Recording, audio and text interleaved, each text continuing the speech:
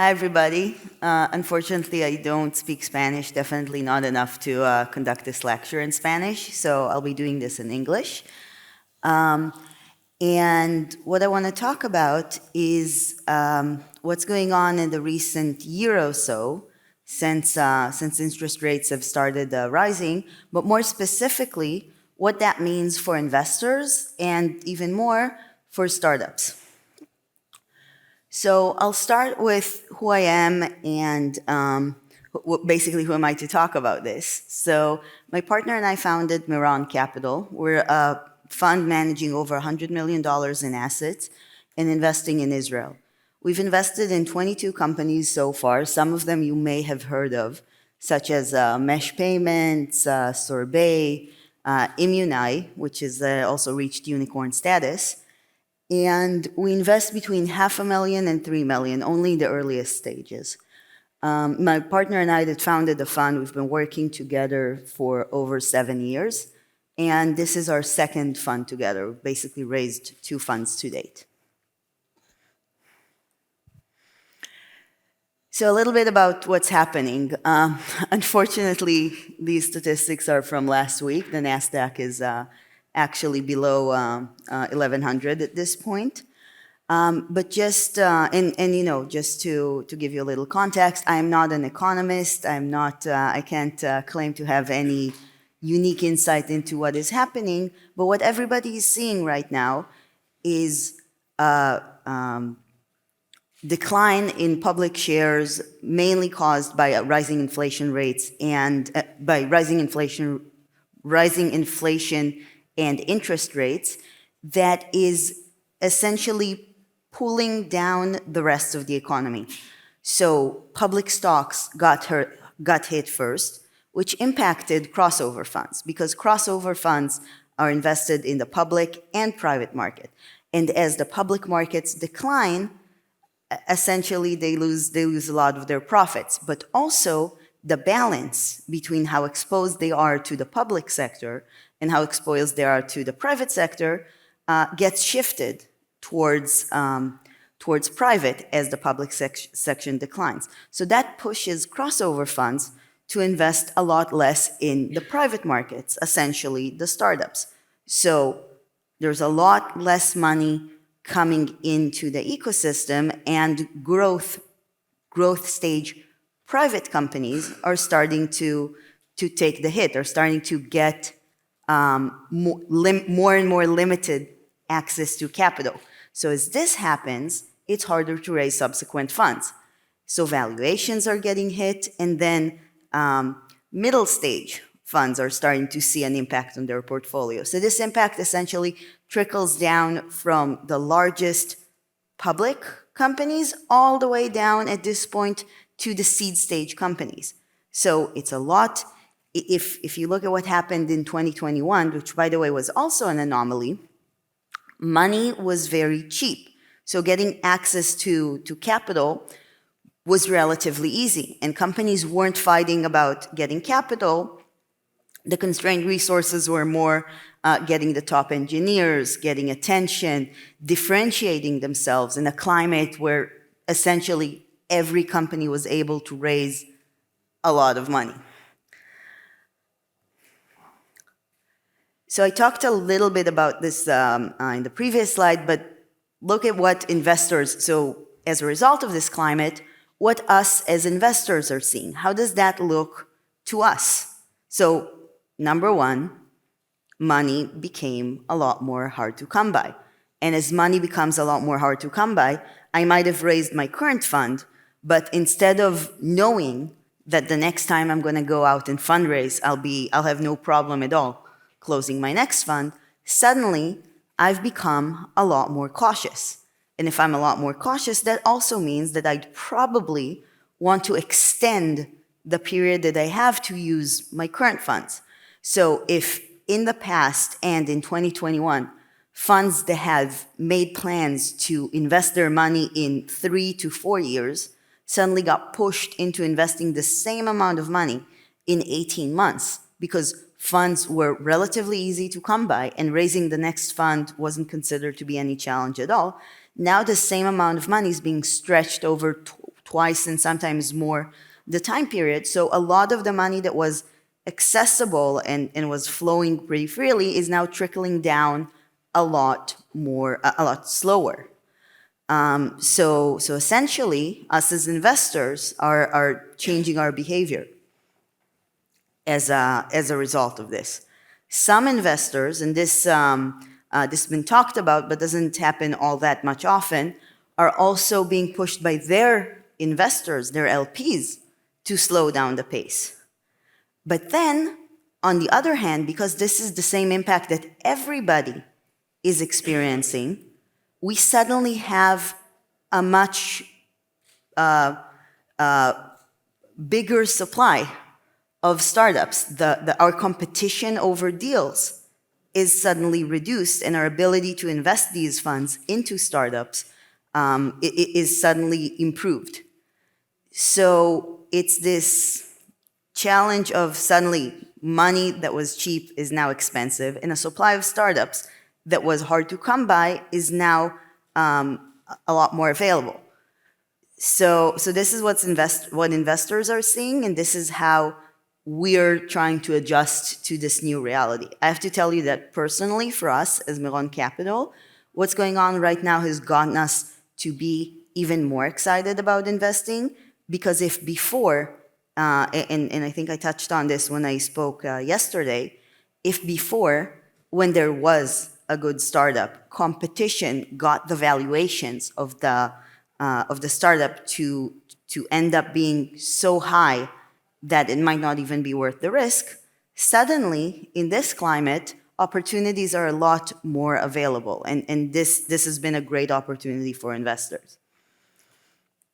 So how does it look from the startup perspective? So the public markets have changed, the investors have changed their behavior. If I'm a seed stage startup, what am I suddenly seeing? If I haven't raised money at this point, I am noticing suddenly that it's a lot harder. It used to be the case that startups were able to get a term sheet, to get an investment, sometimes within less than a week, sometimes within less than 2 days, from starting the fundraising process to a signed term sheet. Now suddenly the processes are taking longer. We're also seeing a lot of investors taking a meeting and then another meeting and then another meeting and never getting to a decision. Because if before the fear of missing out or the increased competition have pushed investors to make a decision fast, suddenly it's not the same. Suddenly it's taking a lot longer. We've seen not a lot, but some, and this is something we've seen in other financial downturns in the past, structure. So liquidation preferences, warrants. This essentially means that even if your set valuation is one thing, your effective valuation is probably lower because the structure, those added terms to the agreements, make the deal a lot less sweet for the founders. And this is something that wasn't accepted or wasn't standard at all in the ecosystem in 2021. If you're a startup that already raised money, you are starting to see a very different expectation from the market, but also from your investors. If before the focus was growth at all cost, I don't care if you don't need this engineer. Is he a top engineer? Is she a top performer? Hire them, because money is cheap, talent isn't. Suddenly, this advice is flipped on its head. Suddenly, it's not about hiring at all costs, growing at all costs. It's about spending the money effectively. It's about how fast you can get to profitability, what is the quality of the clients that you're spending this money to get, and how long will they stay with you. So suddenly, the expectation is so much different. And to be honest, I think the expectations of 2022 are a lot more realistic. I think in 2021, despite the atmosphere of the party and how well the performance of the markets were, I think it was almost impossible to reach sustainable value, because investors were measuring those companies not based on intrinsic value and not based on ability to be profitable, but on the speed of growth. So a lot of companies were able to skip the part where they find product market fit and just to show a display of growth simply by spending a lot of money and fairly rapidly. So all in all, while it appears to be more difficult to succeed, I do believe that the terms or that we have right now, the rules of the game right now are a lot more conducive to building not necessarily a fast-growing company, but a company with intrinsic value. So despite newspaper headlines being a little bit depressive, I'm very optimistic about these new rules of the game. So here's my 2 cents, especially to startups trying to raise funds right now.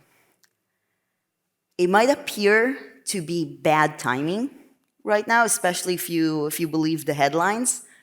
But don't try to time the market. You don't know if it's going to be worse before it gets better. You don't know how long it's going to be.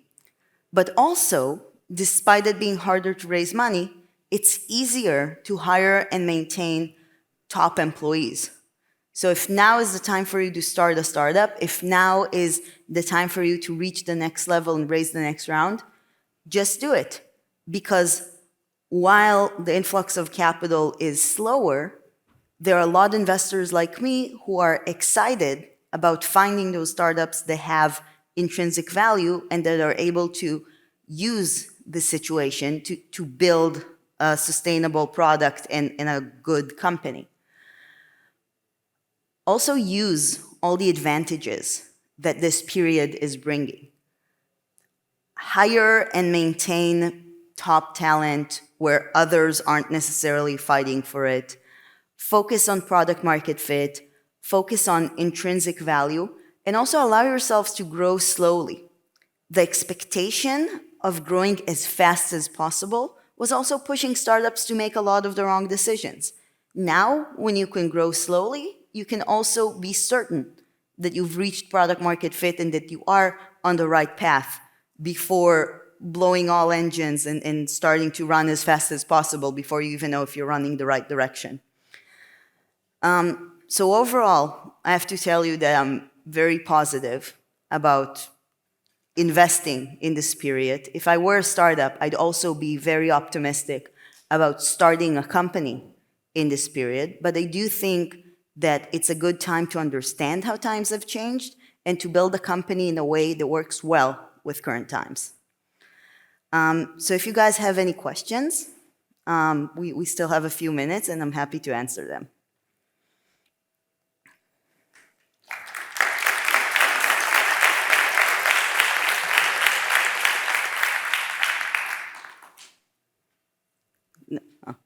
Just scratching your head. Anything? If anybody has a... Oh, yes. Congratulations for your lecture. Everyone is listening. It's okay. Pero para que se oiga. Was really, really nice and really interesting, considering the changes we're facing right now in the current recession context. But in general, whenever you have a startup company, which is the most valuable advice you would give us whenever we're talking to a fund like yours? What do you think is the most important thing? Because we hear like so many different things. Focus on the long term, focus on profit. No, focus on the ROAS. That doesn't matter. Like there's so many opinions. What would be your advice on this? So I have many advices, and just one. As Nacho said, give me a tweet. If I have to pick one, I think the best founders realize that what they have in their hand, that the company that they have in their hand is gold and is worth more than they're selling it at this point. And this means if I'm raising funds for my company and I'm at a seed stage, whoever gets the ability to invest in this deal is getting a great opportunity because I'm seed stage right now. I'm at a seed stage valuation right now. but this is only temporary because I'm doing this to become a growth stage later on. So why would you even do this? Why would you even give someone such a huge discount on your company? And the only reason to do this is if the money that you're raising is enabling you to do something that you can't do without. So treat my investment as an enabler and show me what my investment is enabling you to do. Because I think this approach is in two ways. One, it shows me the potential. And two, it shows me that you really care about your company and you understand what you have in your hand. So for example, if I ask a founder, why are you raising 2 million? Why not 3? And I get the answer of, oh yeah, I'll take 3 if you'll give me. It's just horrible. It just means, oh, I will actually sell more of the company that I absolutely need to because I just need the money. That's just also very not strategic. So if you're saying, I need to get from A to B, I need this amount of money to get there, and I'm only willing to give that much for a company, of course, have buffer, have a little spare so you're not stuck if you need to course correct. But in general, I think the approach of what I have is worth more, and I'm only willing to give it because it allows me to get to the next step, is the approach that us as investors are looking for. Okay, thank you. Great answer. I have another question, if I might. It was a really good answer, but I have another question. So imagine we have this great project. It's extraordinary project. And we have an average CEO, an average founder. And there is another opportunity for investment, which is an extraordinary CEO, extraordinary founder, and an average project. If you had to invest, what would But you know the answer. your option? I don't know. Because you were talking about the project and the value of everything, but I can see the potential on the founders. So At the seed I don't know the answer. So, You tell me I your think answer. at the seed stage, it's absolutely obvious. And the reason for it is that the seed stage, everything changes except the founder. When I invest in someone. So if it's a really bad project and I ask the founder why you're pursuing this and he doesn't have the right answers, maybe he's not the right founder. If he does have the right answers, or if he realized that he was wrong and he wants the money to course correct, I would take that bet over someone who happened to have stumbled upon the right idea but doesn't have the tools to implement it any day. I think there was someone here.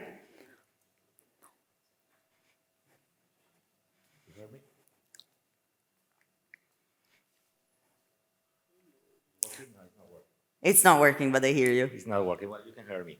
I was going to ask you now, how long do you think it takes for you to take a decision to invest into a project? Because time is money, also for the startup.